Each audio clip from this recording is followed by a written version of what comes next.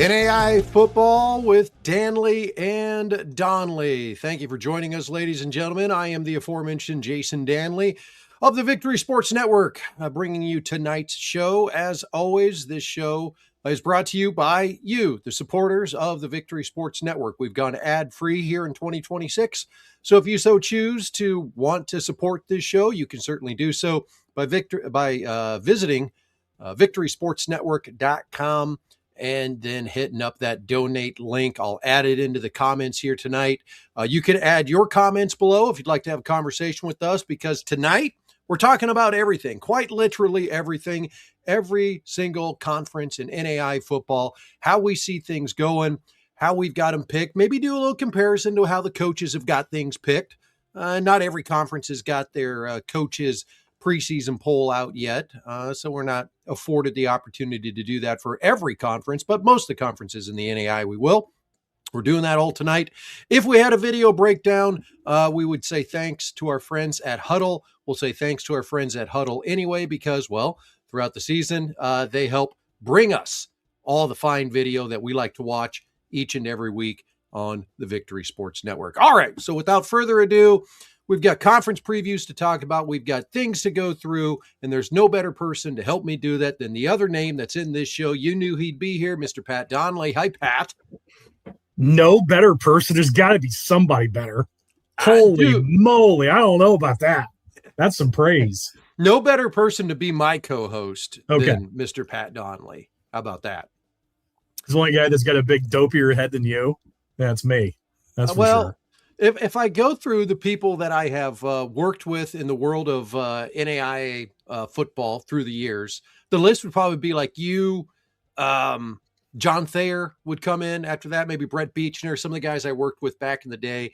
I'm pretty like, I've had to have known you for a while. Barry Fouts, possibly, guys that have been around, the league a little bit, you know. Those guys were all writers, correct? Those guys all wrote for you, I believe, right? Those names? Yeah, I remember some of those guys. When we traveled the country and did all those games, Thayer did play-by-play. I did color commentary. Beach was behind the scenes and then went into coaching. He's been in coaching. Now he's doing quarterback camps and quarterback coaching, so that whole thing's going on there. There's a few others, too, that through the years. Barry has exclusively been a writer. Still does a little writing on VSN from time to time. But he's been a long-time guy that has been covering the world of NAIA football. I'm just the old meathead football coach who's got some time on his hands, I guess, right? Yeah, exactly. Invite that guy in. Yeah. Well, anyway, I'm excited to be here. Big time. We're getting closer, Jason. Big time preview of these conference. Your preview of the conference dynamics and how we think things will shake out this year. I'm interested. I'm interested to hear your opinion on things too, just because, I wrote, everybody's read mine, everybody's taking the pot shots at it and everything. I'm interested to hear what you've got to say and your thoughts. Hey, shout out to Dave listening as they travel back from South Dakota. One of my old college buddies, Ben, sounds like might be with him. So that's good. Ben Wilcox, really good wrestler at Dana College back in the day. In fact, I think it was announced this week or in the last couple of weeks, the former Dana College head wrestling coach won national championship 2006, going into the NAIA Hall of Fame. So how about that? Awesome. Anyway, sorry, let's talk football. I thought you were going to tell me Dana College is coming back. I'm like, oh, really? No. I wish. I mean, there's a place for it, but it will take millions and millions of dollars. And, ultimately some alum that hits the Powerball and says, you know what, I just won $1 billion. I'm going to throw $100 million at trying to get this college up and going. We find the wealthiest Nebraskan of all time. There's a guy out there that I know. Warren Buffett. I mean, I was kind of thinking him, he can make it happen with like the change in his console, right? Yeah. Dan back is a famous Nebraskan. The problem with Warren invests in businesses that make money. Oh, yeah. Forgot. Yeah. He's been successful. Yeah. Okay. Yeah. That's reasons why. All right. So moving on. One of the funny things that Pat and I talked about prior to the show is, all right, we can't waste much time. We've got like 13 leagues to go through. We want to hammer through these. And what have Pat and I done for the first 5 minutes? Just babble about nothing. So there's that. How about that? All right. So what we're going to do here, folks, for those of you thinking, oh man, you're just going through this, we're going to try to get through each of these previews in about 3 to 4 minutes for each conference. And then at the end, we're going to go back and we're going to add more. In fact, I'm going to set a little timer here on my phone that will say, hey, keep it going, dummy, because otherwise Pat and I will babble forever about things. And we're going to go alphabetical order. We'll start things off with the Appalachian Athletic Conference. This was a conference last year that we saw Reinhardt go to the NAIA Championship Series. Pikeville is always tough. You know, Pat, as you look at my ranking here and you kind of give your quick overview of it, what are your thoughts on the AAC? I can't disagree. It's been a 2-horse race for some time, really since the formation of this league, and I tend to agree. I'm a history guy. I'm going to go with history on this. You know, whatever, and again, I don't have it in front of me, the schedule, when those two teams face, probably for the conference championship, obviously for the automatic qualifier. I kind of lend, I'm led to believe that is going to be the case once again. I think this is year 4 of that situation occurring, yep. I believe. So I'm going to kind of stick with history. And I feel the same way you do about those top 2, certainly. Pat, you know when they play one another? November 14th. Fantastic. Conference championship game. How about that? I think it really could be. Now, I want to make this about not just saying, yep, this is who's going to be, and then we're done. I do feel like a team like Bluefield has a lot of starters returning this year. They've got a chance to make some noise. Same with Kentucky Christian. And as you look at the ratings there, I go Reinhardt, U Pike, Bluefield, Kentucky Christian. The coaches go Pikeville, Reinhardt, Kentucky Christian, Bluefield. That's the top 4. We're in agreement who the top 4 are, maybe just some slightly different positions there. We both have got Rio Grande at 7th in the conference, and then Commonwealth and Union Commonwealth and Point are kind of flip-flop there. I feel like, depending on how things shake out, legitimately, those top 4 teams have got an opportunity to win a conference title. I think Kentucky Christian's got some really nice ball players coming back.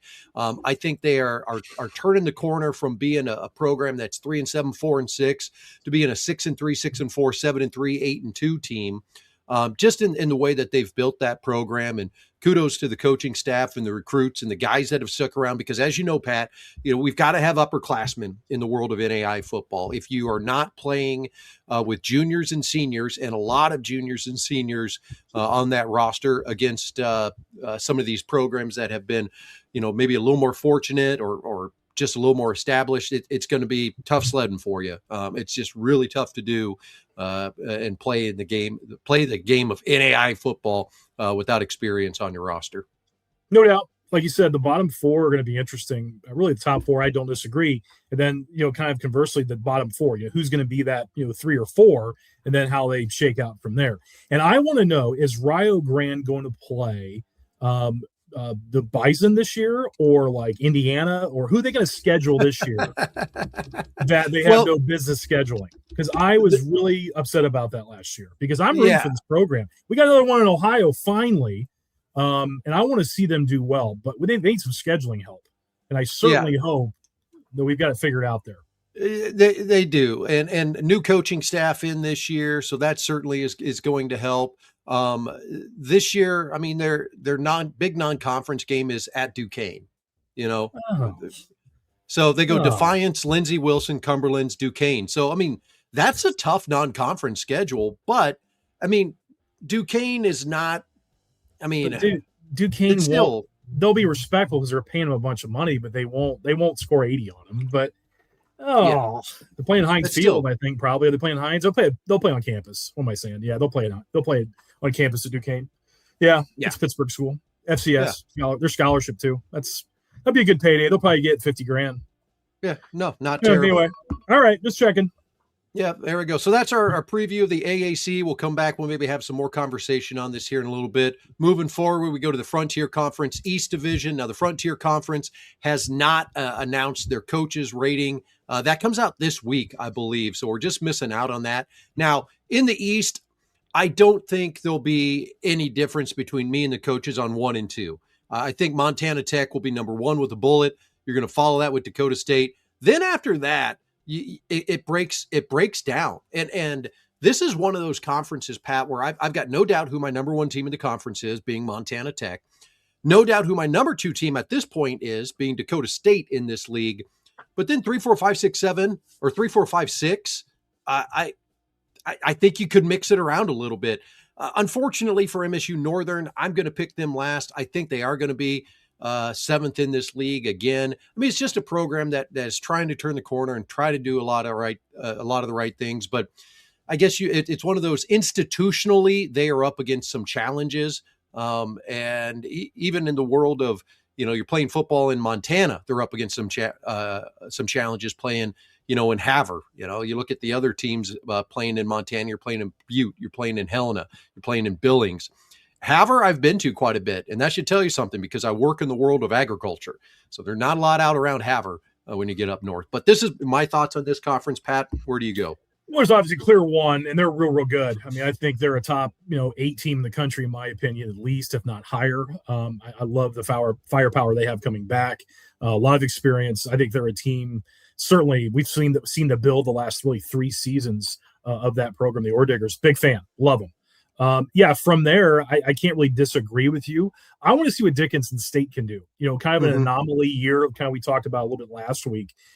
Was that just kind of an odd situation, that because that's been a perennial team, Jason, really since you and I have been involved in the NAIA, and it's always been a playoff type team. Granted, there was a different conference back in those days, but it's always a great program. It's a great facility and a great tradition, and there's a prideful tradition there.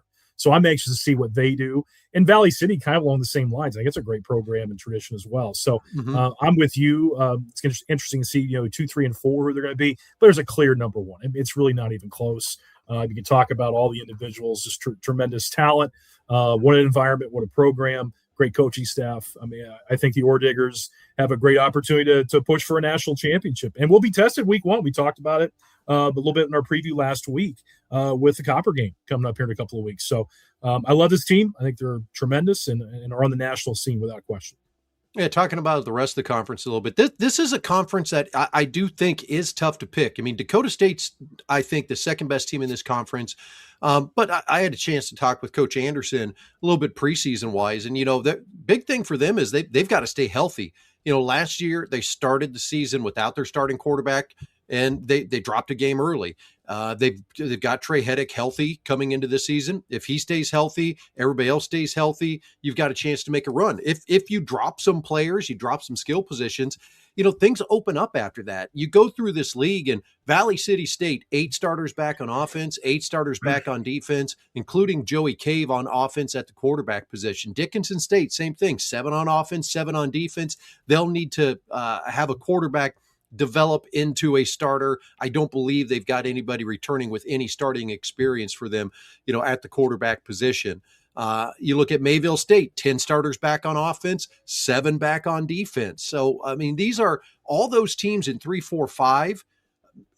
I had a hard time picking them because you go through, and I think returning starters are something that are just so big in the game of NAIA football, and having that experience back. So makes it tough for me to kind of decide there. So this is going to be an ultra competitive league, I think, for spots 2 through 6. Let's move on. My timer went off. We'll go to Frontier Conference West Division. And again, folks, we're going to go back. We're going to randomly talk about things at the end like we normally do, but we want to get through previewing of the schools here before, we get 2 hours into the program and finally get through everything. I love this division, man. Like, I'm really high on College of Idaho. I've got them number 3 preseason. I've got them at the top of this conference, but they've got to win this league. And just being like the number 3 team in the conference and puffing their chest up and walking out there ain't going to get it done, because Carroll College, Southern Oregon, Montana Western, Eastern Oregon, all dangerous teams. Even Arizona Christian I'll throw in there with head coach Drew Maddox taking over that program. Maybe a little different look and feel from them. This is an uber competitive league, man. No question. I think maybe the deepest we might talk about tonight, maybe, where I think you have potentially 3, even 4. I'm not saying it's going to happen, obviously, because there's a lot of factors involved in it, but I think playoff quality teams, just looking at it. And I think the big question mark, and again, I'm going to get to the top here, I think Montana Western's really interesting, kind of like we talked about Benedictine, Morningside, Grandview, the teams that are replacing a ton of guys. Same thing with Montana Western. They've been so good with Palandry and all the talent that they have shown the last handful of years, and have played the national level. I'm anxious to see what they do in replenishing some of that talent, those key spots, and see where they end up. I love Southern Oregon. I love that coaching staff. Love the program tradition. They've won a national title in this affiliation. They get their bell cow running back, and they've got some depth there because they had to develop it because of those injuries. So I think they're a tremendous program and a great football team coming back this year. I love Carroll College. Carroll College are a bigger blue blood in the NAIA than Carroll College, and you've seen that slow build and rise out of that program. How many years, the last handful of just going back into that national prominence. And then, of course, College of Idaho, I don't disagree with you. I think coming back, they're the team that strikes me as, boy, they got all the pieces, Jason.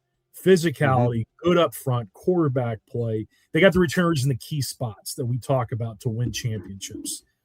So they really, to me, if I had to pick a team that can dethrone, Grandview potentially, and compete with the Kaisers of the world, those two teams that have been in the national title last handful of years. To me, it's COI. That's just my opinion watching this team the way I have and what's coming back. So I'm a huge fan of one here, College of Idaho. Don't disagree with you at all. But I'd say 2, 3, 4. And Eastern Oregon's always good, man. I mean, they're always going to be competitive and put a good football team on the field in that great conference. So back to your point, I know I'm kind of bouncing around here. COI has to show up each and every week because I tell you what, it is a gauntlet. You can't, unbuckle your belt and think you got an easy one this week because you can't do it in this league, in this division. There's no doubt. No, absolutely. And the thing that you look at and why I'm so high on this league and this division, College of Idaho returns their quarterback. Carroll College returns their quarterback. Southern Oregon returns their quarterback. Right then and there, those three teams, you kind of go, oh, okay. Montana Western does not return their quarterback, so they've got to make some replacements there. But around that new quarterback, Eli North, Seth Shook, Jake Humphrey, Aiden Lammers, plus two returners on the offensive line in Ethan Larson and Dylan Chrisman, that'll help bolster things there. So you just, you go, oh, man, they got to replace. Yeah, but they got the weapons. They got weapons. They're going to be good. And then Eastern Oregon, kind of the same thing there. Defensive coordinator becomes the head coach. They don't have a lot of starters back on offense. They had such a solid defense last year. So this could be a situation where, maybe a new look on that offense kind of gives them the shot in the arm. Arizona Christian, same thing.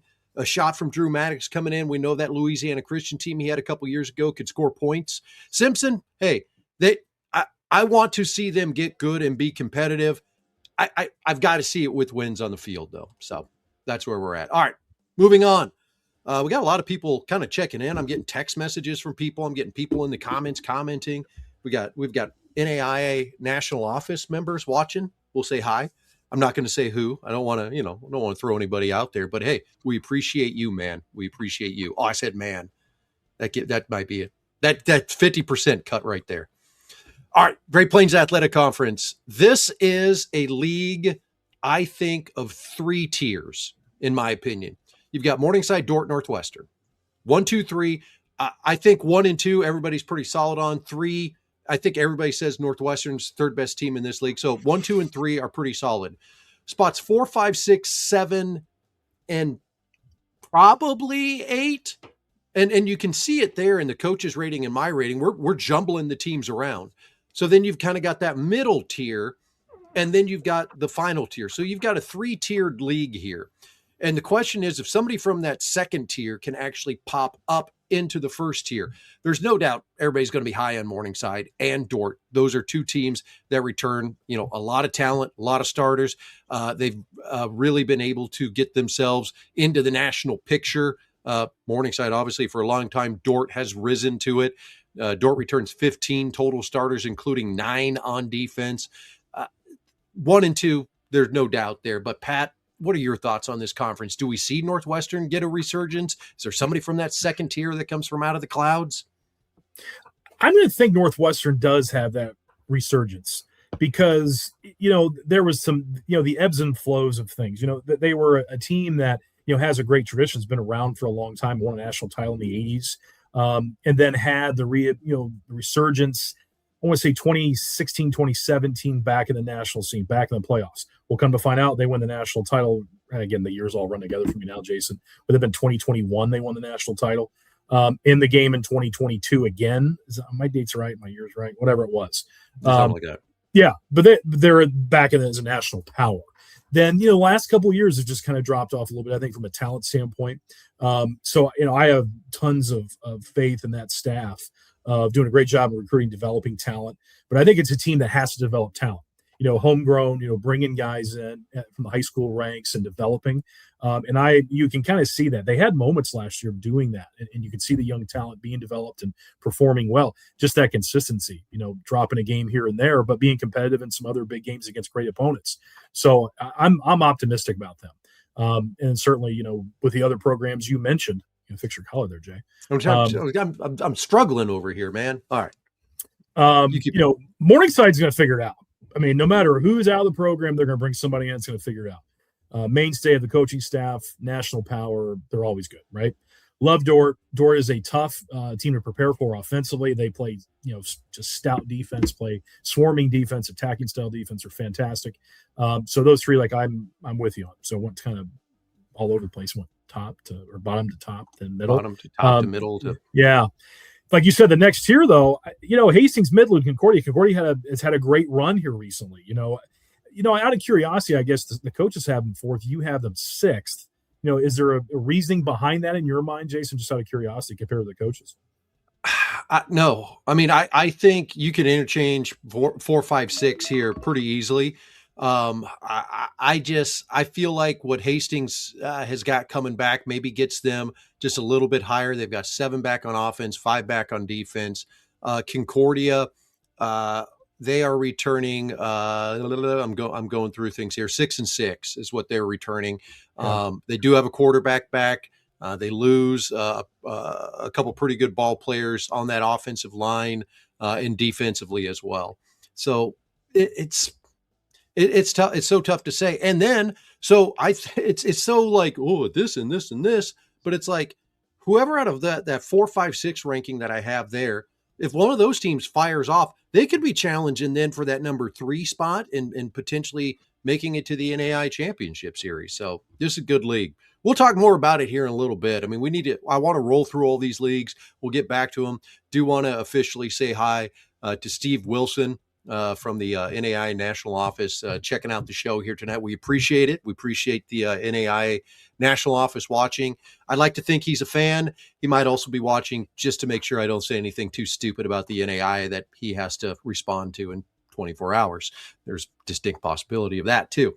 Heart of America Conference North. Gee, this was really tough to pick who I thought would win this. Grandview. I mean, it's anybody not picking Grandview to win this league, like what you're going for clicks at that point. It's just clickbait. Like you pick Grandview has not ever lost this division, and you keep them as the champion until somebody can prove they can actually beat them in the regular season. I follow with William Penn, Peru, then Graceland, Culver, Stockton, St. Ambrose, Clark, and Mount Mercy. Weird. It's like the coaches took my exact rating and went with it, but maybe things just seem that cut and dry coming into the season. My favorite thing ever is the single votes for William Penn and Peru from the coaches. I wonder who voted for him. I would bet E.J. Peterson would be one of those first place votes. You got to think for somebody else. Oh, I think it's their own coaches. Oh, you think so? Absolutely. See. I thought some leagues have the rule where you can't vote your team first. So and I don't know if the Heart has that rule. I would just think maybe it was Grandview's coach that threw a vote to one of them, and then somebody else out there really thinking different. I like William Penn a lot. We've what's the word the kids say today? My kids are saying glaze. We've glazed Grandview for 3 years, right? Yeah. So I'm going to just skip Grandview. We'll get to Grandview, right? We're going to talk about Grandview all year. We've had a lot. I'm a big fan of William Penn. Now, what can they do in replenishing some guys that exited the program that were really good football players? Yeah. I thought they were really well coached last year, Jason. They played incredibly hard. They had really good talent. And me personally, in my coaching career, played William Penn a lot. That was the most talented William Penn team I've ever seen by far. By far. And I think they're building something there in Oskaloosa. So I'm anxious to see what they're going to bring back and what they're going to look like in replacing some key spots, some veteran guys, some senior leadership in key spots. So I'm looking forward to that. Peru State had some moments of great things last year. Can they, keep that rolling? Culver Stockton, Graceland, those are all schools that, go compete with the top dog. And I've said this before, and not to beat a dead horse, but it's been a year since I've said it. When the team in your league wins a national title, if your administration really gets it, they're going to do all they can to be competitive. I mean, there's going to be a little bit of that jealousy, if you will, of, hey, that team down the road in our conference won the national title 2 years in a row. Okay, we got to up the ante a little bit here. We got to get real serious about this. And I do think that can happen at all levels of football, and certainly at this level. Look for that. Is it William Penn's time? Is it William Penn's time to take another step? And they did a great job last year. What are we going to see this year? Peru, Graceland, Culver Stockton, never know. And I'm an Ambrose guy. It's Mid-States, old Mid-States team. I'm a big Ambrose guy. It's a great location in the Quad Cities. They can recruit there. Goodness gracious, I think Grandview, half the rosters in the Quad Cities, Jason, those national championship teams. 100%, yeah. If Ambrose can do a great job and keep those guys, in the Quad Cities at St. Ambrose, that's a traditional power. That's been a great program for a lot of years. So I'm high on them as well. And they're getting better. The thing I look at with William Penn, and as we kind of look at the ratings there, William Penn 2, Peru State 3, William Penn has to replace a quarterback and a really good running back in Des Loring. They've got 9 starters back on the defensive side of the ball. I think that helps them, get through the early portion of the season, helps them get by maybe the bottom half of the conference. Peru State, and Peru State is the same. They're just that enigma for me, Pat. I look at what they've got coming back for starters.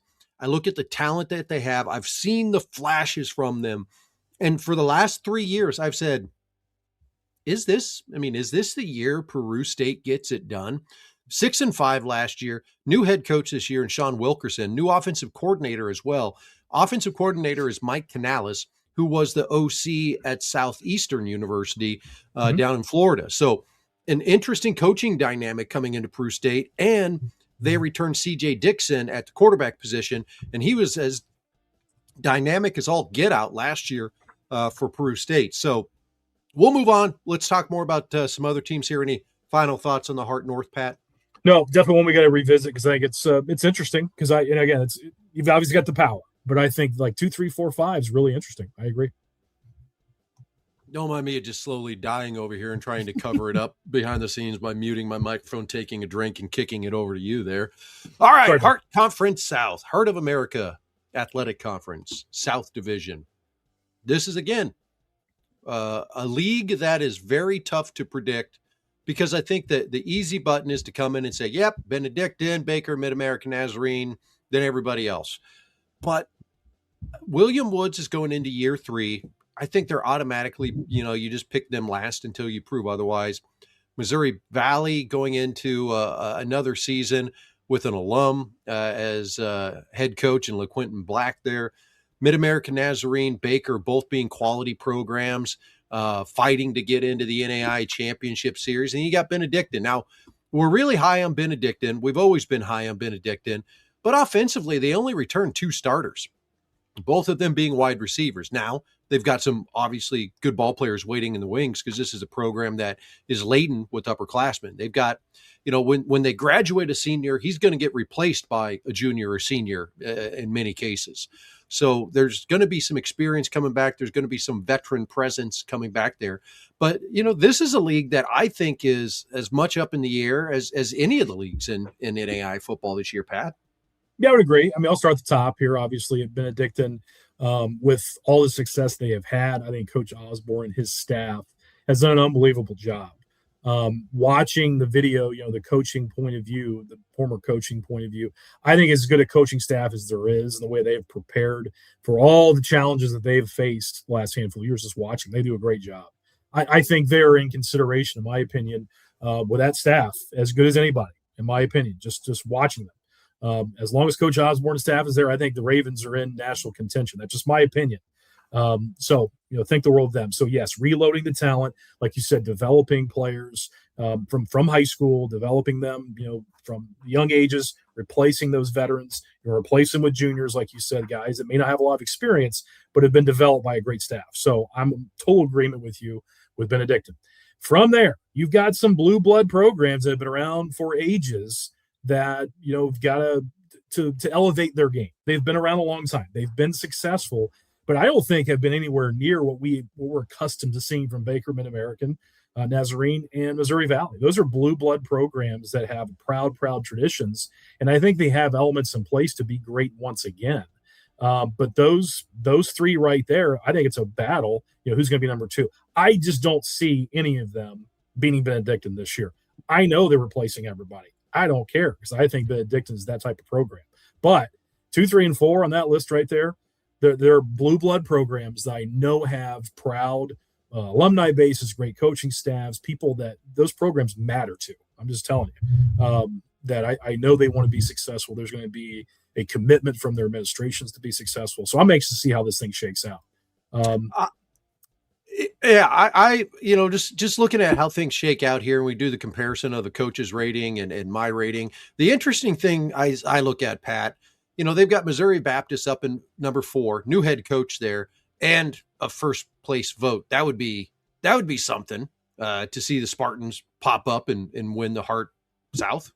Great location. It's a great spot, man. Yeah, it is. Beautiful spot in St. Louis. I mean, we played there a few times. They were part of the Mid-States. I'm a huge fan. I mean, it's great area of that. I mean, that's one of those places to me. It's like that place could get really good, location and nice campus. And yeah, there's some elements there, no doubt. Yeah. You've got Mark Littlebridge taking over as the head coach there. So a lot of things could happen. This is an interesting league, and I wouldn't be surprised. Central Methodist, they're always a team that comes flying out of the clouds about once every 7 years. You can't count them out. William Woods being a new program, you can't count them out. Do have a comment to get to here. Benedictine also brought in a D1 grad transfer quarterback. I try not to talk too much about transfers coming in, but yeah, Patrick Heatert, one of the two, Southeast Missouri State grad or SEMO, whatever you want to call it, played and started some games there, was never their guy, was never like their full-on starter, but did start, I think, 8 games one season or 7 games one season. So we don't want to put too much on the transfers and all that. We're still in camp. And as I had a coach tell me one time, we need to make sure they pass the eye test. I'm like, oh, physically they look good? No, that we literally see them. And that we literally see them at the first game, then they've passed the eye test. So, all right, with that said, let's move on. We'll keep hammering through all the schools, all the divisions, talking about all the leagues. Then we'll come back and we'll hit it again here at the end. KCAC Bissell Division.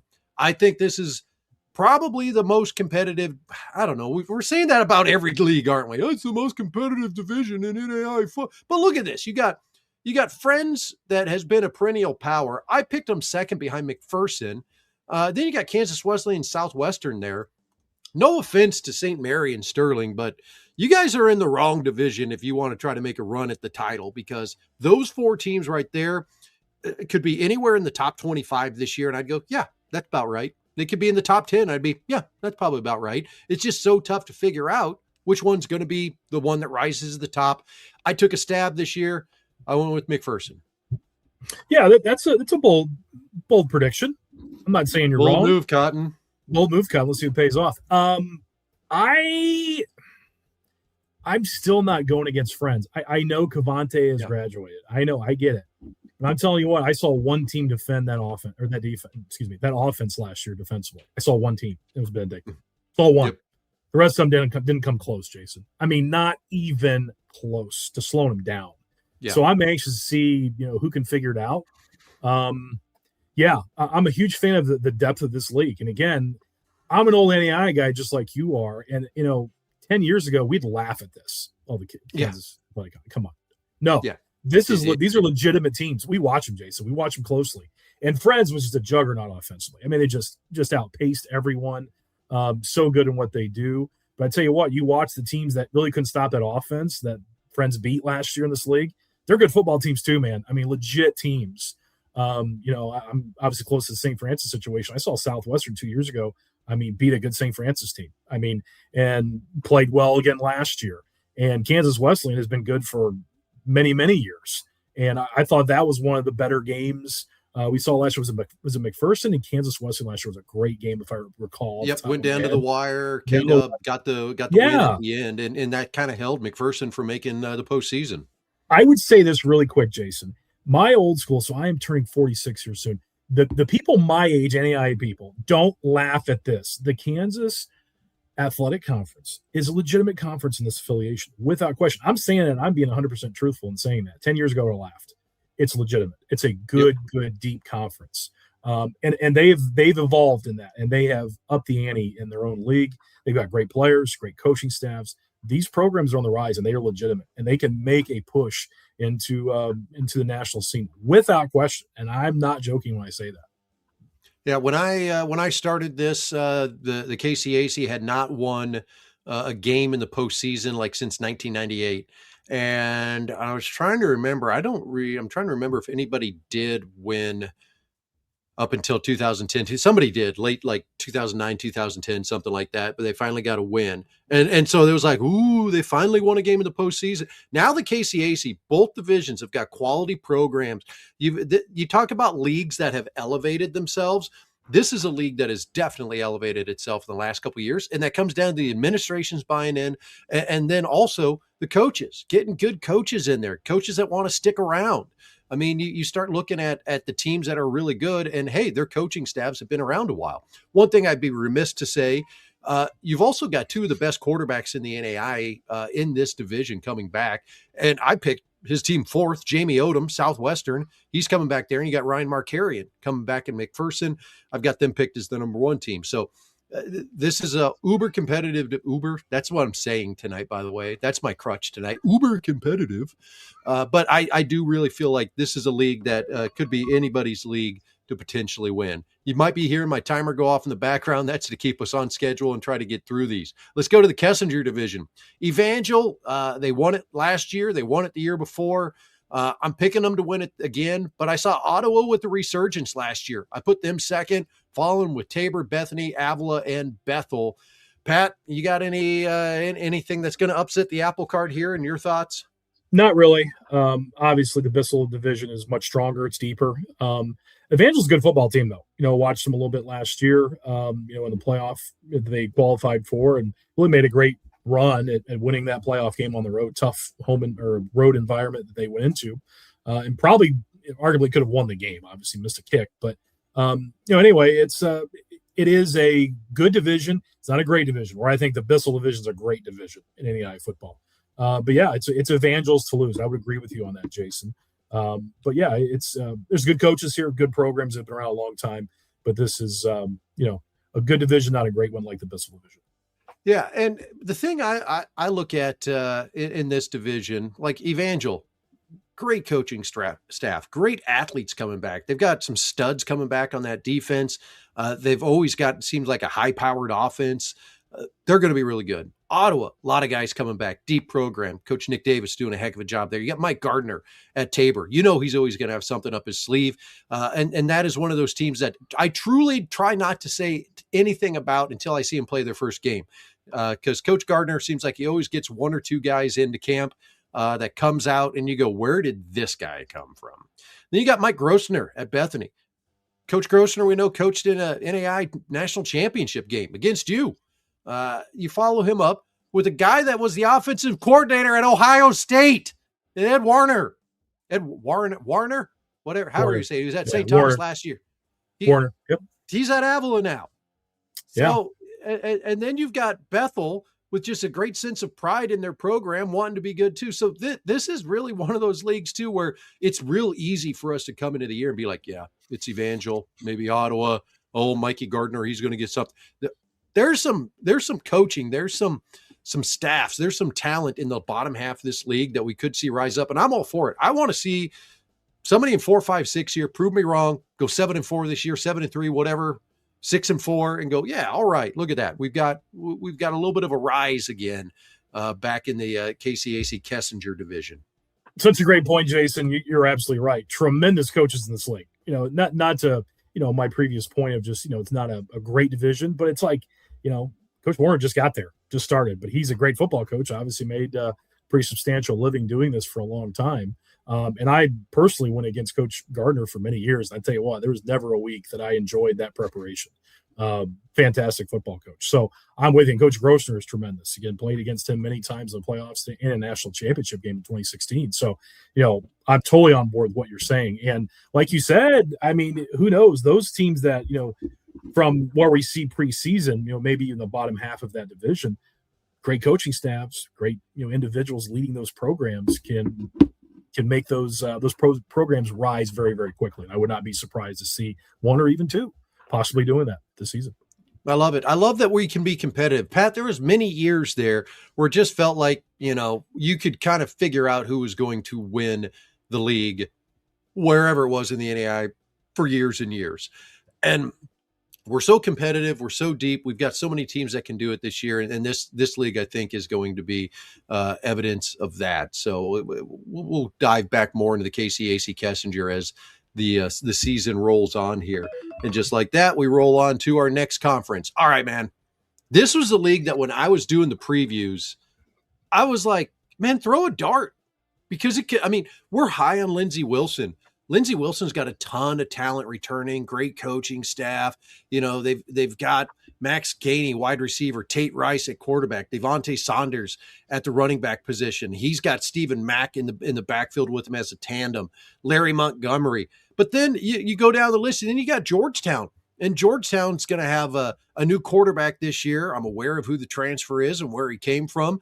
So they could be right there. And then you've got Darius Neal back in their backfield there as well. Campbellsville with a bunch of returning starters, a new head coach in Hunter Brown, but they return 8 on the offensive side of the ball, 3 on the defensive side of the ball. Cumberland is one of those teams that they're just nasty at home. And if they get some wins on the road, man, they could be right there. They've got 9 offensive starters returning and 9 defensive starters returning. University of the Cumberlands is just kind of the last couple of years been out there waiting in the wings, and they returned 10 guys on offense as well and 4 on the defensive side of the ball. Then you got Faulkner, who started making a resurgence last year, man. Like this is a team that returns 8 starters on offense, 4 on defense, and Dane Brown's going into his second year.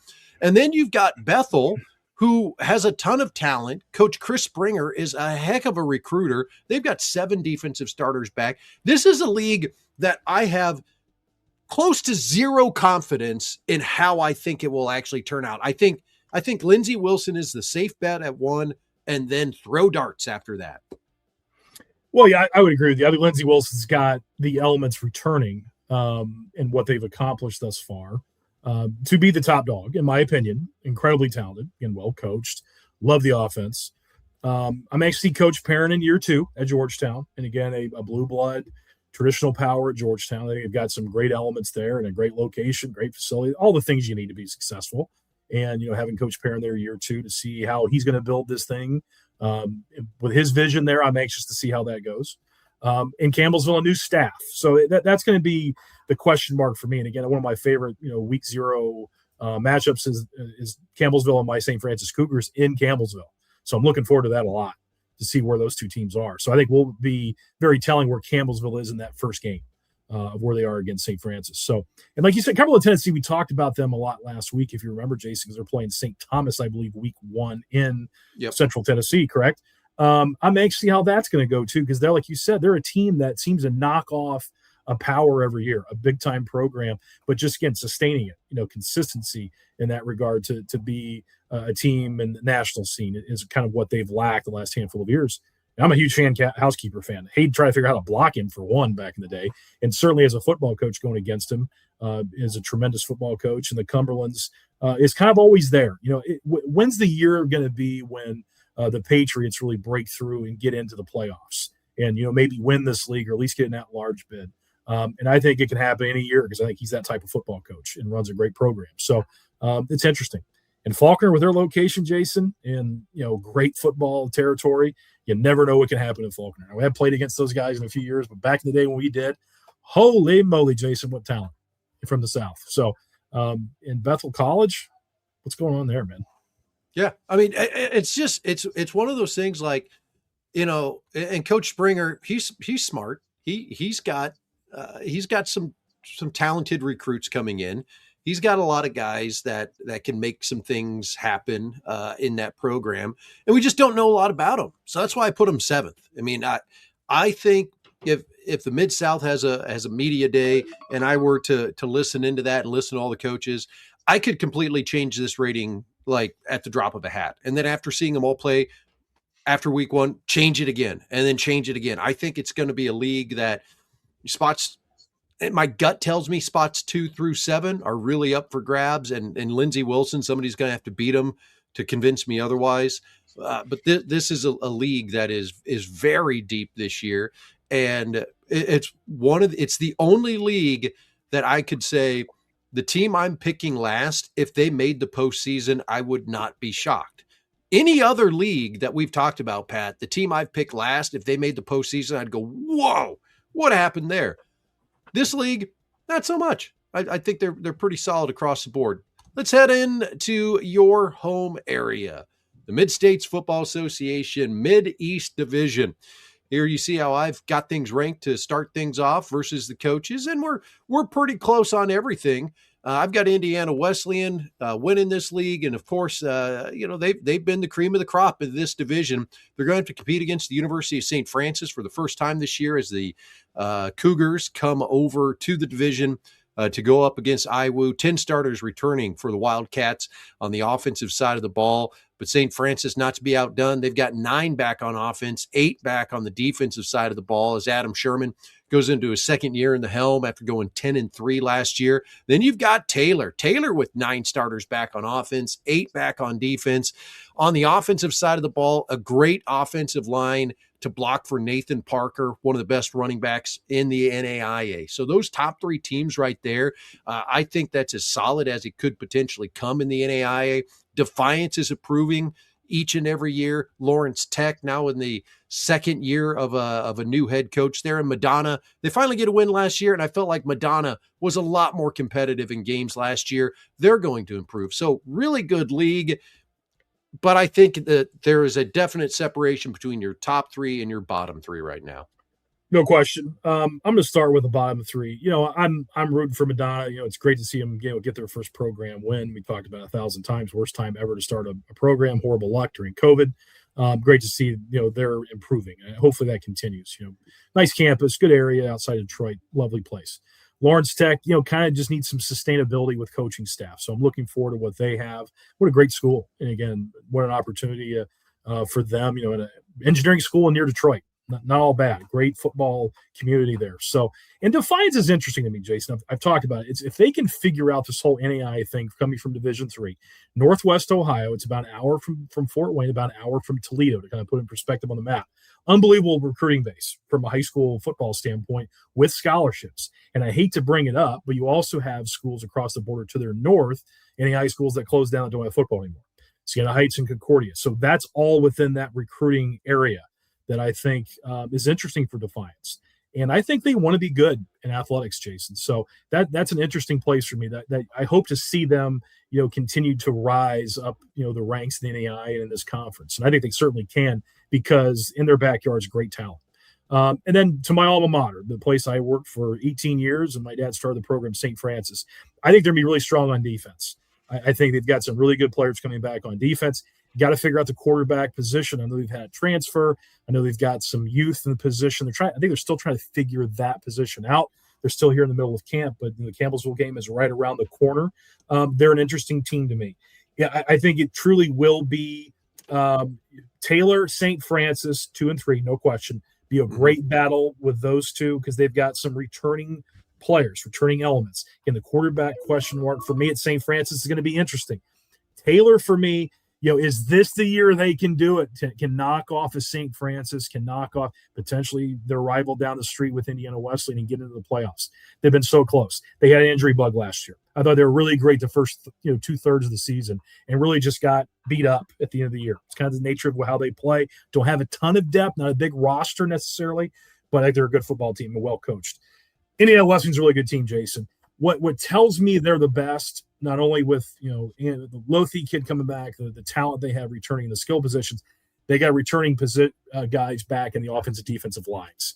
We talked about it last week. I mean, my goodness, Jason, your top 99 was there 3 offensive linemen, I think, for Indiana Wesleyan coming back. I mean, you start there, Jay. That's the way to go if you want to have an opportunity to have a great season. If you have anchors coming back with experience up front on both sides of the line of scrimmage, pretty good starting point. So I'm spot on with you here. Totally agree.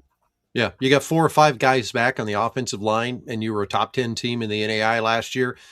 You can replace a lot of skill positions having that beef up front, having those guys getting it done. And you're not replacing, you're replacing some skill positions. You got Isaac Smith, who was a great wide receiver last year. He has graduated from the program. But yeah, you got Ryan Whitwell back at running back. You've got a great tight end in Simon Vincent, Drew Dutton at wide receiver, Braxton Myers at wide receiver. You could go on and on. Yeah, I think we're in that. We say Indiana Wesleyan, this is their league to win. Somebody's going to have to come up and show that they can beat IWU. But then I like St. Francis and Taylor after that to potentially make the NAIA championship series and win a lot of really good ball games this year. Let's go to the other side of the Mid-States, to the Midwest Division. And quality group here.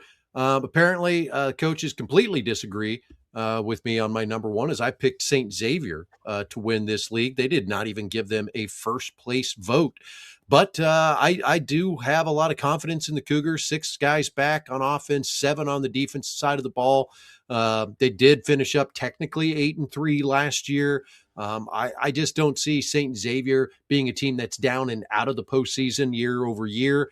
So I think they rise back this year. Marion got a lot of quality football players coming back as well. They returned 5 on offense, 6 on defense. They do graduate a quarterback, a great running back, and a great wide receiver. That's why I've got Marion down in my number 2 position. Olivet Nazarene, 8 back on offense, 3 back on defense. And I think the thing that was the Achilles heel of this program last year was their defense. They gave up points. They could score points. They didn't necessarily stop a lot of people. So sometimes it's good to graduate on defense, but you got to have something coming back there to help you out a little bit. University of St. Francis, Illinois, the Saints, not a lot back on offense. They technically on their survey said 0 starters back, even though they do have some key returners.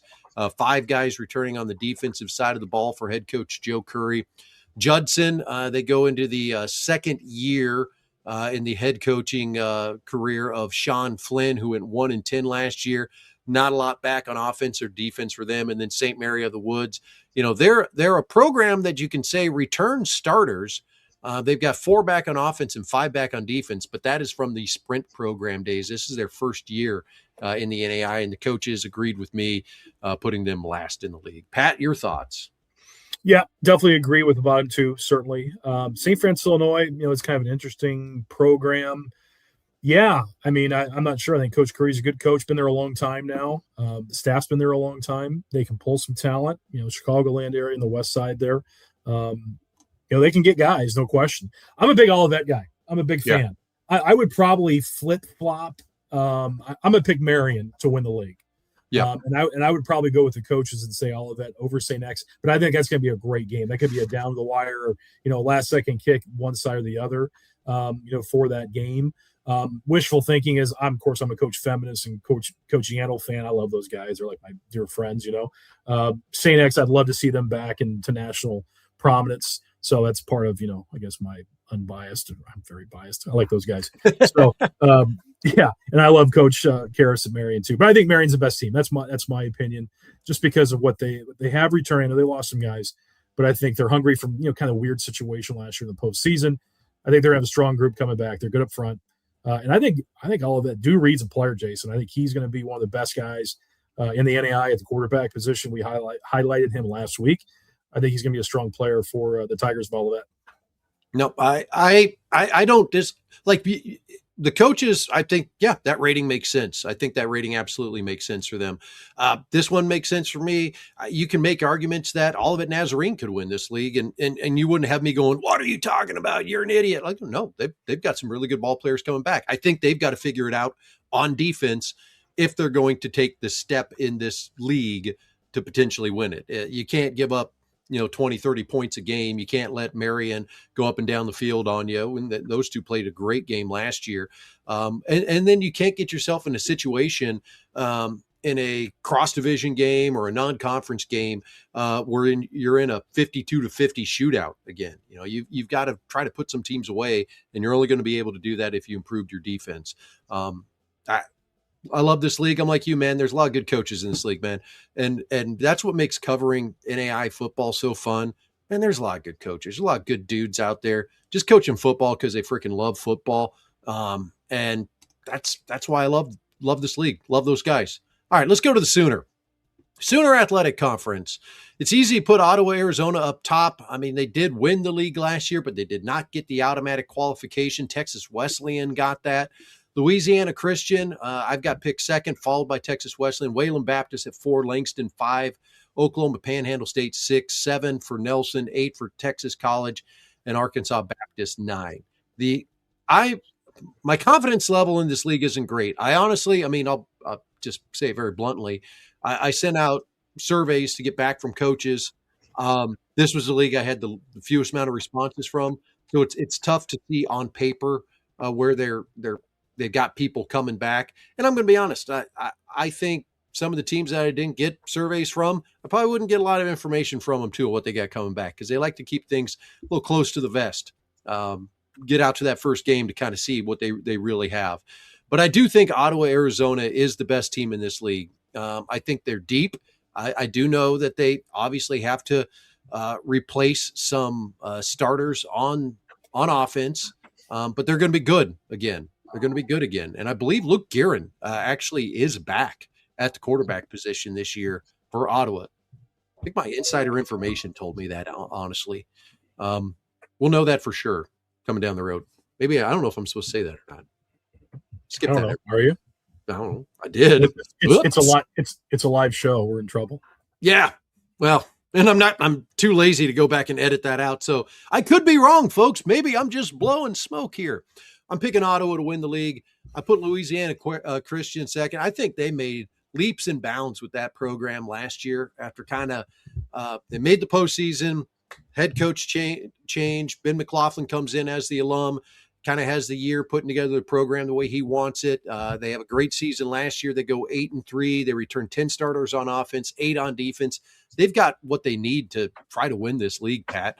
And Texas Wesleyan is right there too, with Fran Johnson taking over as the head coach for the Rams. I mean, Texas Wesleyan, they returned 6 on offense, 5 on defense, but I think they've got some recruits that are coming in that are really going to help bolster that run game. And when Texas Wesleyan is good, and when we've seen Texas Wesleyan be at their best, they're running the ball as good as anybody in the league.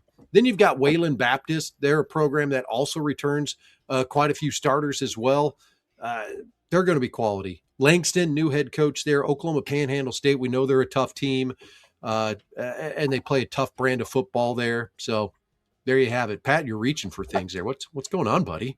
You know what, buddy? I left my charger in the other room, so I had my son bring it to me. Sorry about that, everybody.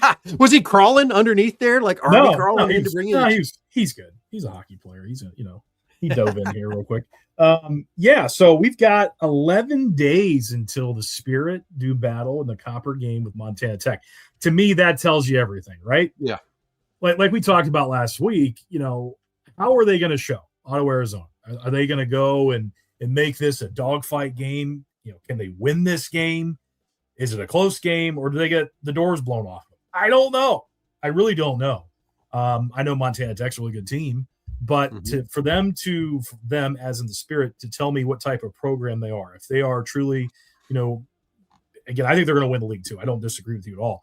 But to tell me that they are a team that is deserving of a postseason and can be in the national scene, that's going to tell me a lot. And I think you hit this last week, Jason. I think almost your exact words is like, they can't go up there and get blown out. They got to show something going up to Montana Tech and be competitive, and that will kind of give us an idea of what this team is really like.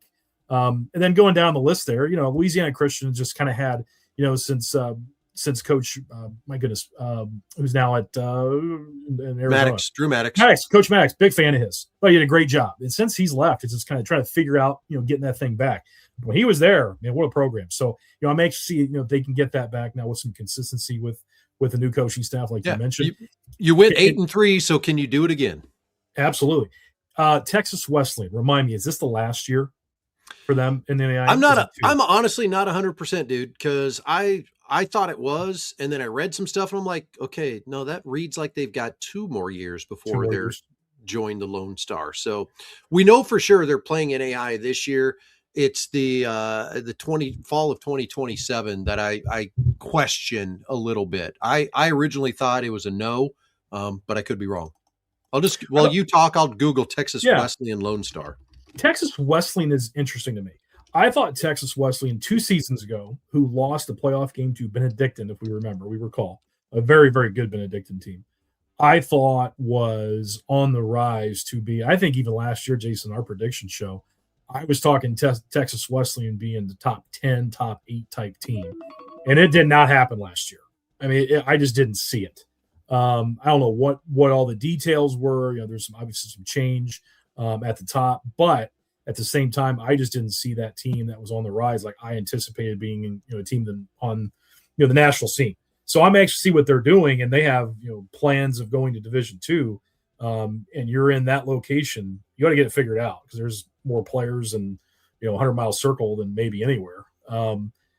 So with that being said, I'm anxious to see what they do. The other schools in Oklahoma and Texas is going to be obviously very interesting. Can some of these other schools that really haven't done very well, can they get it figured out? And I think the thing is with all of them, they're in a location where if there's a commitment to it, they can figure out a way to do it, whether it's scholarshiping, whether it's commitment from their administrations. Can they go in the junior college ranks? Can they go into the portal, whatever it may be, and find a way to get guys? They can make some noise if they can figure out, bringing in talent, find a way to acquire that talent. So it's going to be interesting. And this league, like we've talked about, is on the rise. It's very, very interesting. Is this the Sun Conference? I think very much the infant stages, like we talked about the Sun Conference years ago. But, location, recruiting base, there's opportunity here. But now let's make it happen on the national scene. Can we see it happen? So reading press releases here, going back to our thought, Texas Wesleyan would continue competing in the NAIA through the 2027-2028 academic year and begin Division II competition 2028-2029. That's what the press release says. I don't know how you do that. You've already been accepted into the Lone Star, so why it wouldn't start next year, especially with Texas A&M, Texarkana adding football, and I think their first year playing football will be next fall. So it seems to me you'd want to get in that league, but hey, I don't know. I'm not that smart. For people that have got questions, drop questions into the comments now. We're getting ready to kind of wrap up our conference preview, and we'll go roundabout through this whole thing again after we've kind of given the proper love to everybody that is in the world of NAIA football. One thing I do have to say, I'm not a fan of Oklahoma Panhandle State, but Oklahoma Panhandle State is a team that's near and dear in my heart. Last year of me playing college football, played a road game at Oklahoma Panhandle State, and having been there, seen the facility, seen the drive to OPSU, man, you want those guys to have a year and get things done, because not much out there except football. Let's move to the Sun Conference, Pat. This one I'm excited about. We have got some of the best programs in NAIA football at the top of this league. You've got a lot of talent in the middle of this league. There's a lot of things that could happen here. And again, I think you'd be a fool to have anybody but Kaiser as your number one. Then after that, I picked St. Thomas. Then you go Southeastern, Florida Memorial. You could easily interchange 2, 3, and 4. You got Weber International, a program that each and every year is a solid program. Warner has been on the rise. Ave Maria has shown in the past that they've got it done. Now, Thomas, a little bit different style school. It's tough to have them picked anywhere but the bottom of this league. But they're competitive, and they play hard. This is a good league, Pat. This is a really good league. Yeah, incredibly athletic, incredibly fast, great facilities. They got some tradition now with Kaiser accomplishing what they have now up until this point. It's going to be a struggle for a lot of these teams, I think, to overtake Kaiser just because of what they've established and the recruiting base that they've brought in. And Coach Russ has done such a great job, and I got to give him a ton of credit. Just briefly, just kind of reiterating what he talked about a couple seasons ago in our interview, that he is embraced. He's a young coach, embraced the new age of college football. He's going to bring in talent that may be overlooked out of high school and bring them into his program at Kaiser and give them a chance to develop. And if they have an opportunity to move on, they do. And he's okay with it in a relative sense. But it's kind of part of his recruiting pitch. And they have guys that have done that, Jason, and made it to the highest levels. But I tell you what, man, what a program, what talent. You can never count out the Seahawks, in my opinion. I am incredibly excited for Drew Davis and the pedigree there. Obviously, being around legendary coach his entire life, that's going to be an opportunity for him and to take that great program over. I'm excited where they're going to go under his leadership.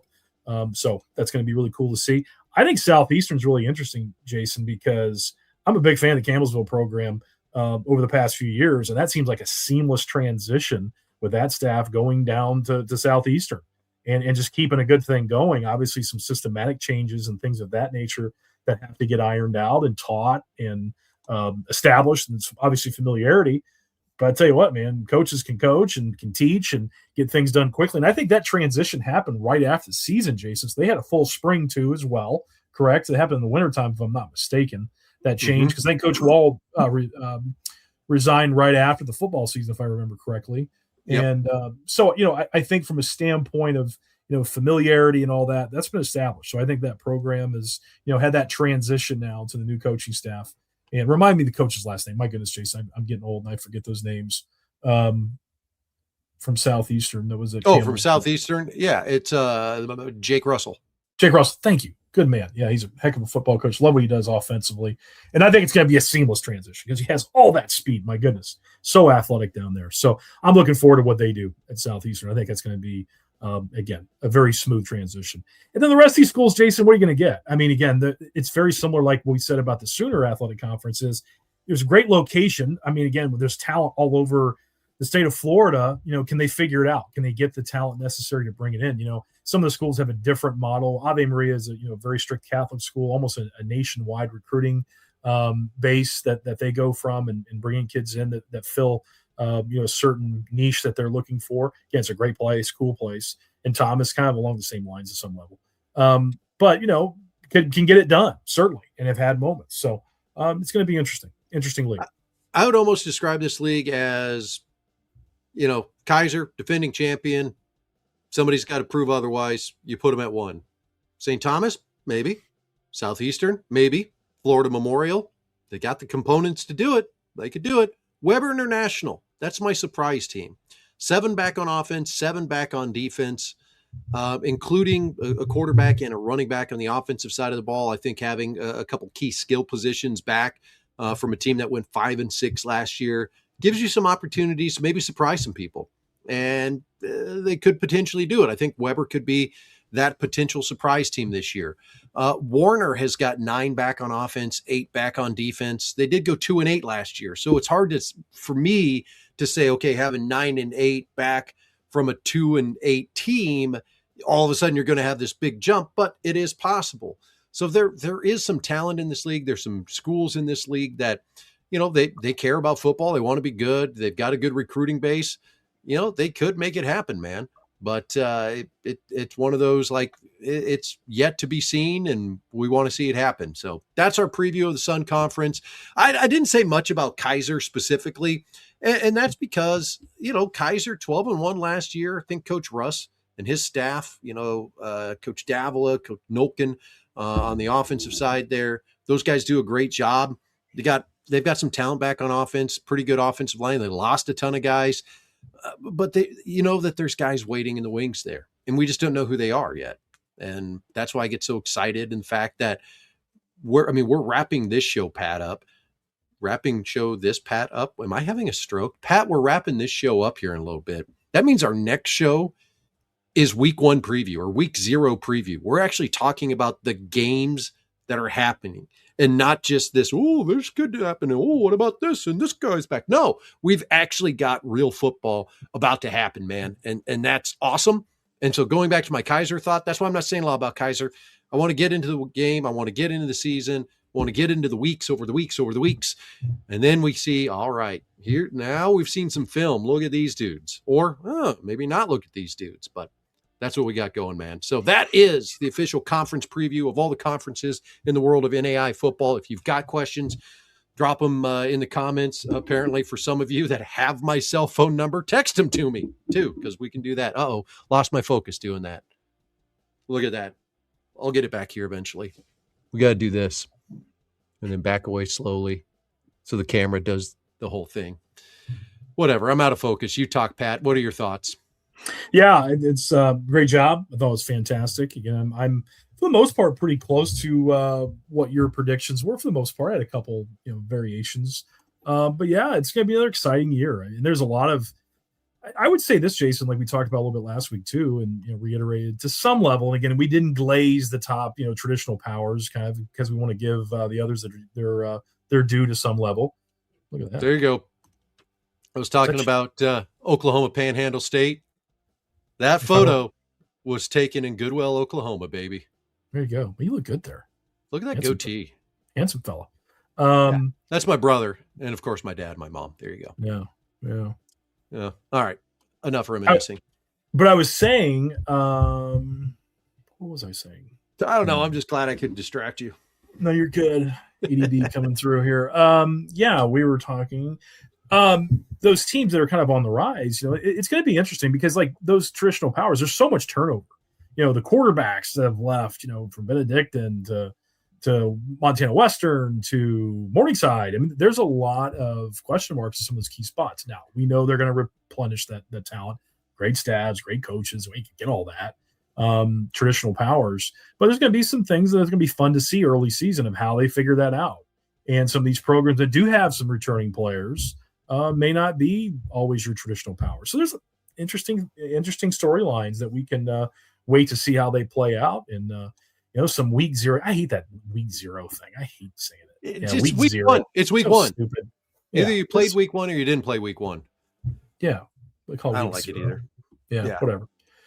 But here in a couple of weeks, right? 2 weeks? We 2 weeks away? Yeah, they're about 2 weeks away. Hey, I just actually pulled up the old Instagram. Had people commenting. Yes, we've done the GPAC. Yes, we've done the Appalachian. See if we got any questions or comments here. But yeah, I mean, you figure from this day, like in a week, we're talking football, and in a week and a half, we have football. I mean, how great is that? The fact that we got some Thursday night NAIA football happening, I love it. Now, Jason, do we have games the 27th? Yeah, we've got Thursday night games. Oh yeah, week and a half. Yeah, so week from Thursday coming. Yeah, okay. Because that is Ottawa and Montana Tech play on that Thursday night, and I will be at that game. Awesome, fantastic. Yeah, I'm looking at my calendar. I'm a physical calendar guy. I got to see the calendar laid out. Like you can tell me a date. Mm-hmm. Well, you can tell me today is the 16th, but you can tell me that, and I can't figure that out. But look at the calendar. A week from this Thursday is our first games. Week 0 starts on the 27th. So exciting time. Yeah. And that Thursday night, you've got Reinhardt at Lindsey Wilson, Marion at UIndy, Kentucky Wesleyan at Kentucky Christian, Union at Cumberland, Dickinson at Midland, Northwestern at Western Illinois, Valley City State at Southwest Minnesota State, Central Oklahoma against Texas Wesleyan, St. Thomas at Cumberland. You've got Taylor at Olivet Nazarene. These are all the Thursday games, man.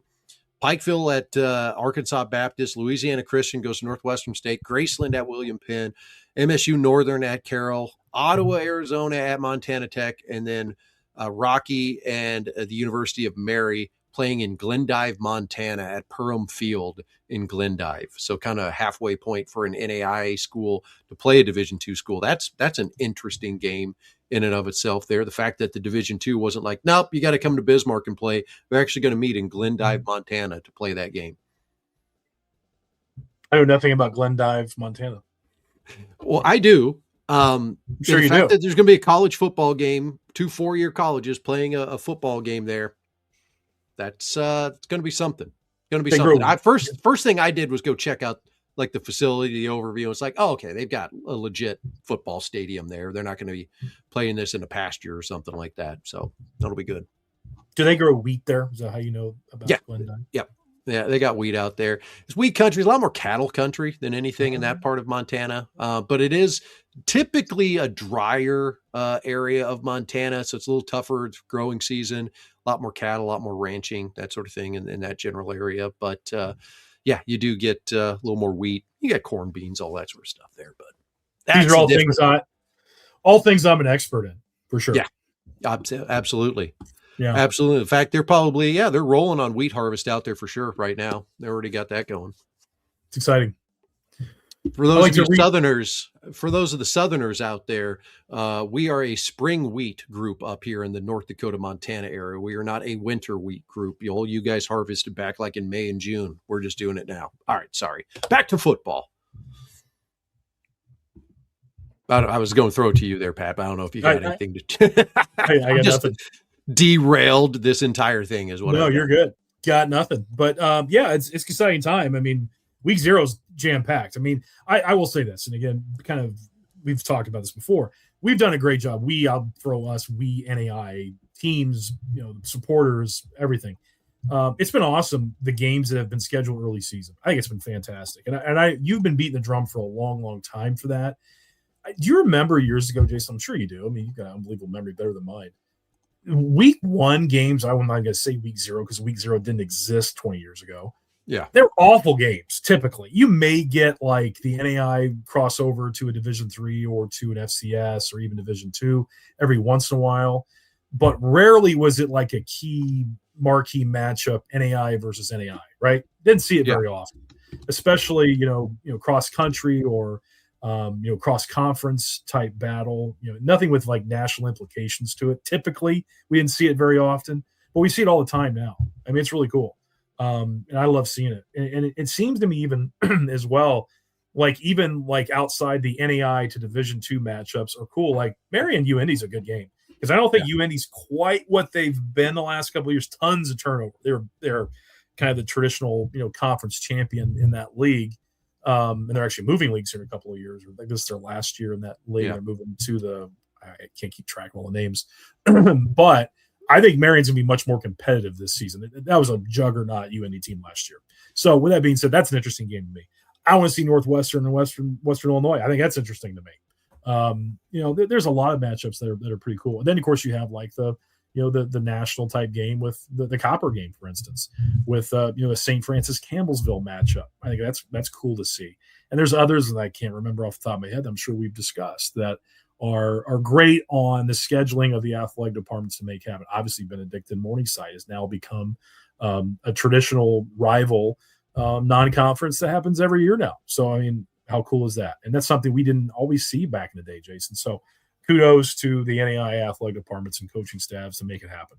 No, if there was a great week 1 game, it usually was in the conference. I mean, you go back in the day, and granted, the KCAC isn't playing out of league right now, but like they for sure, like every week was a KCAC game. The Heart was the same way. There wasn't a lot of non-conference coming out of the Heart. The Mid-South, the Sun didn't exist, and the Mid-South was a giant conference. Essentially, the AAC and the Sun have been sprung out of what the Mid-South Conference was years ago, as those as those leagues and their traditional conferences have gotten enough for football. So we didn't see a lot of that travel, and I do think that the IQ of the athletic departments and not so much even the athletic departments, but the presidents and the guys pulling the strings, they're starting to understand it makes sense for Dort to go to Indiana Wesleyan and play, because that's a non-conference game that could help us potentially as we try to make it to the postseason. Before, it's like, well, why doesn't Dort go play Drake? Or why don't they play Buena Vista? Or let's see if we can get a Division II game against MSU Mankato or something. Like, that was the mentality back in the day. And now I think, the coaching staffs have always gotten it, but the administrations and the presidents are able to understand now, like, hey, us playing one of those teams, that unless they're throwing a pile of money at us that's going to help our program, that does us no good. Let's go give our kids an experience. Let's go play in Marion, Indiana at Indiana Wesleyan against a top NAI team with a great program and try to elevate ourselves at this level. And then the other thing to go with that too, Pat, I think there's a lot of teams back in the day, especially talking mid-2000s, early 2010s. There's a lot of toe dippers. a lot of the teams that are in the NAIA right now, at some point they took the toe and they dipped it in the D2 water to say, should we try to go? Or even in the D3 water, dip their toe, maybe went and played one of those teams non-conference and then made the decision for one reason or another not to make the move to one of those divisions. And I think we've got fewer toe dippers now. I think everybody kind of knows what it is. And I think in the current, and now I'm getting off on a tangent, I think the current state of the NCAA is having a lot of teams out there, pump the brakes a little bit, take their foot off the gas, put it on the brakes and go, we're pretty happy where we're at right now. This good division that we've got, this good league that we're in. Why would we make a change? Why would we make this crazy change? So I've gone off on a tangent, but talking scheduling, kind of getting back to that. Yeah, we've got a lot of great games that are out there in the world of NAIA football that we'll get to preview next week. I just took a look at the Dorr-Iowa game is actually Friday night in Marion, Indiana, which is kind of cool. Friday night. So I'm looking to sneak down there. We'll see what my hockey schedule is like. I think we actually have practice that night. Unfortunately, anyway. Love to go see that game though. Gotta be dead. But yeah, that's gonna be a cool game too. Yeah, very, very cool. Love seeing these schedules. Love seeing the again venturing out and seeing these game scheduled. Very cool. No, I absolutely love it, and I'm looking forward to the next couple weeks. So with that said, that's done with our talk about NAIA football. Pat joined the stream roughly 1 minute before we went on. I have gone out of focus again for some reason, and we might get it back here. But with that said, Pat, we're officially in the world of overtime. Oh my God, what is happening here? We're in overtime. What do you got for me, man? I'll try to get back in focus. What's been going on in the life of Pat Donley? Busy time of the year for what I do career-wise, obviously with fall sports and winter ordering and things of that nature. So busy. And then, hockey season is officially kicked off and some travel. And so, it's been good though. And then some football getting rolling here. This is really my favorite time of the year with football season. There he is. Look at those blue eyes. There you go. I feel like I get faded out here, and I feel like I'm on like one of those documentaries where they're blurring me. It's like changing my voice, talking about NAIA football. Well, back in 2006. Anyway, sorry.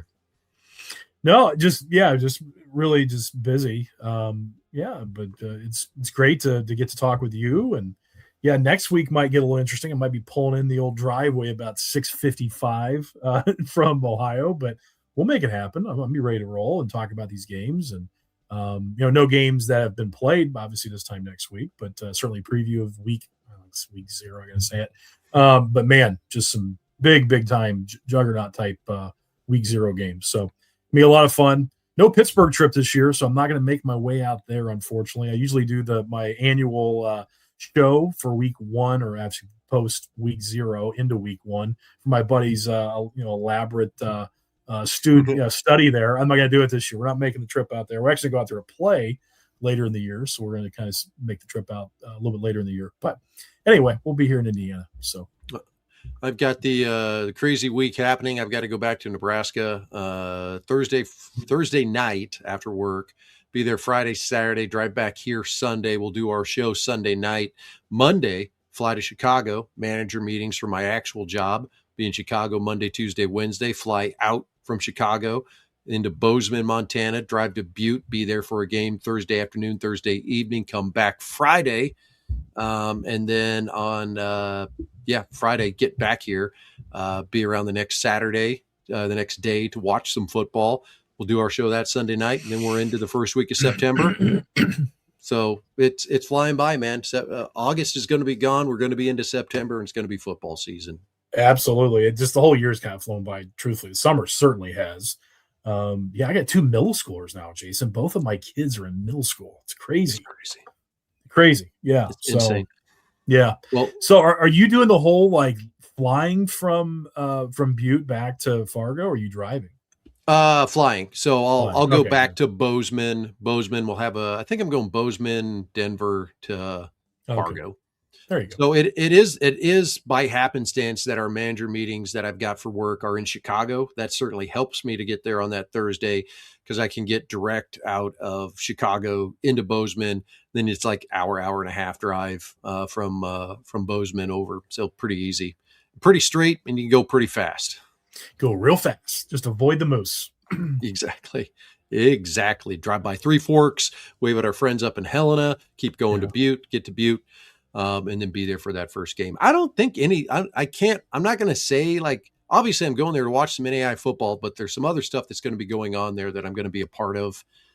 I'm not saying what, because I haven't seen an announcement on it yet. So I don't want to like let the cat out of the bag. That's not my cat to let out of a bag. So I'll let those people do what they're doing, but just know my friends from Ottawa, Arizona, that'll be at the game, and my friends from Butte that will be in Butte, or anybody at the game, I'll be there. Come say hi. Just don't punch me. I won't look good on Sunday for the show. Hurting my face. They shouldn't. It's always been positive. It's always been positive. Nothing but love for old Dannelly and Donley. Come on.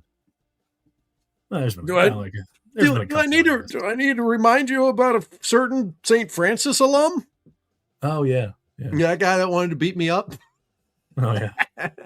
I forgot about that guy. There's been a couple of those through the years, but I'm just like, dude, whatever. Like, bring it. I don't care. Tell you what, the national championship, it was a love fest, babe. It was a love fest. The Dannelly and Donley love fest. We were quite popular. I got more cookies from the Grandview like moms. Oh, it's like, oh yeah, look at the chubby guy. Hey, give him a bunch of cookies. That's what he needs. I got a beer in one hand and a cookie in another. It's like it was like the whole time. It's like, ladies, I don't want the diabetes. Okay, you know, we just wonderful cookies, and they were just fantastic. All kinds of baked goods. Just promoting diabetes and cirrhosis of the liver. We got both of them coming. That's probably with me. So anyway, how are things with you? Good. Everything's good, huh? Everything's good. It's been a crazy summer, a fun summer with having a 3-year-old, obviously, and doing the whole dad life thing. It was one of those, I felt bad because I made supper early tonight, or dinner for some of you people out there. Made it early so that we could eat beforehand, but she was late waking up from a nap, so she didn't want to eat. But then I've heard her outside playing with her friend, and then it's bath night tonight. So we're doing that whole thing. We're not into the daily bathing quite yet, but we're getting there. And we're going through the world of potty training right now, which that's an adventure. Nothing like having 5 straight days of good and then going out in public and she looks at you and goes, "Daddy, I have to pee." And then 4 seconds later, "Oh, you're just doing it, aren't you?" It's my life right now. That's why it's great being 46 and having a 3-year-old. Good timing. Good, but I would say the 46-year-old Jason handles that much better. He just kind of looks and goes, "All right, well, guess we'll deal with this. I've dealt with worse." But yeah, I did it at 36 and it still wasn't fun, but yeah, it's interesting. No, it's solid. I love it, man. Wouldn't give it up. As people like to say, they're blessed and all that. I'm in a good situation, man. Got a great kid, got a great lady. We've got a good house. I get to talk some NAIA football. Got a real full-time job. I actually like, knock on wood. Things are good. Things are positive. That's it. I mean, sometimes when you simplify life, man, it's amazing how much better life can be. I think when I was chasing dreams or constantly had this battle to try to get ahead and do this and do that, like I was a lot less happy person. And I've just learned through the years, like, man, there's only so many things you can control in this world. Like, just worry about that. Don't worry about the other stuff. The whole like Zen Buddha stoic nature, like, hey, worry about yourself and what you have. And, it's not the things that upset you. It's you that upsets you and your attitude towards those things. Like, if something upsets you, change your attitude about that thing. I don't know. I'm getting off on a tangent here because I've been reading Ryan Holiday Daily Stoic. Control the controllables. Yep. There you go. Pretty easy. Like this camera goes haywire tonight, gets all fuzzy. I can't control it. All I can do is just look like a goofball going forward, backward, distract you from your actual thoughts, and we make it work, man. Yeah. Hey, look over here. Thought gone. That's me. That's my problem. Yeah. Good old ED, man. Good show. All right, we should wrap things up. Again, folks, we're back Sunday night, 7:00 Eastern, 6:00 Central. If you want to contribute to the Victory Sports Network, there is a link in the comments. You can go to victorysportsnetwork.com, find the link there. In fact, I'm going to do it one more time. I'm going to go to the website. I'm going to copy and paste it. I'm going to put it in the comments here for you to find if you want to donate to the Victory Sports Network. We're crowdfunded this year. We're not doing any advertisements, so you don't have all the pop-ups all over the website and the things cutting in. We're not doing that. Go on out there. If you want to support, you can. If not, totally cool if you don't. But the more that you support, the more likely it is that Pat and I will be at the national championship game. The rest of your support helps pay for the streaming, the website, all the stuff behind the scenes that there is cost to, like there is actual cost to make sure that we're doing this right. Pat, final thoughts before we wrap things up.